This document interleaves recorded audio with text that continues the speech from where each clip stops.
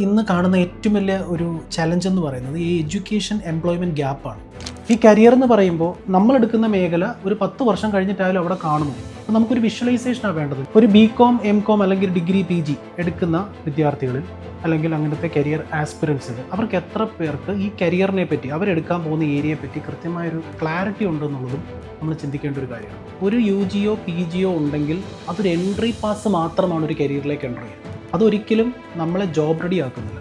അപ്പോൾ ഇതിനകത്തിൽ ഒരു ഡേറ്റ പറഞ്ഞാൽ അനലിസ്റ്റ് ജോബിലേക്ക് പോകാനുള്ളവരുടെ ഏറ്റവും ഹയസ്റ്റ് സർട്ടിഫിക്കേഷൻ ഇന്ന് വേൾഡിലുള്ളത് CFA ആണ്.